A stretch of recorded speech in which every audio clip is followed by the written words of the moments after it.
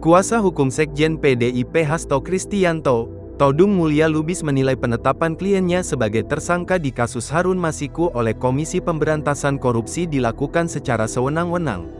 Pasalnya menurut Todung, dalam menetapkan Hasto sebagai tersangka, KPK tidak mengindahkan ketentuan yang berlaku yakni soal adanya 2 alat bukti yang cukup. Adapun hal itu diungkapkan Todung saat membacakan berkas permohonan kliennya dalam sidang pra-peradilan yang digelar di Pengadilan Negeri Jakarta Selatan, Rabu, tanggal 5 Februari tahun 2025. Selain itu menurut Todung, penetapan tersangka Hasto itu juga dilakukan tanpa dilakukannya pemeriksaan terlebih dahulu kliennya itu sebagai calon tersangka. Hal itu pun kata dia bertentangan dengan Kitab Hukum Acara Pidana dan Keputusan Mahkamah Konstitusi Nomor 21 PUU 12 Tahun 2014.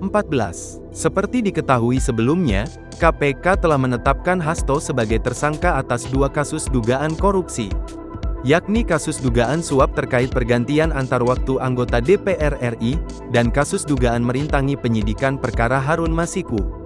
Dalam kasus suap, Hasto bersama Harun Masiku dan orang kepercayaannya, Doni Tri Istiqomah, diduga memberikan suap kepada Komisioner Komisi Pemilihan Umum saat itu, Wahyu Setiawan. Dalam proses perencanaan sampai dengan penyerahan uang, Hasto disebut mengatur dan mengendalikan Saeful Bahri dan Doni Tri dalam memberikan suap kepada Wahyu Setiawan. KPK menemukan bukti bahwa sebagian uang yang digunakan untuk menyuap Wahyu guna meloloskan Harun Masiku menjadi anggota DPR berasal dari Hasto. Sementara itu, dalam kasus perintangan penyidikan, Hasto disebut memerintahkan seseorang untuk menghubungi Harun Masiku agar merendam ponsel dalam air dan melarikan diri.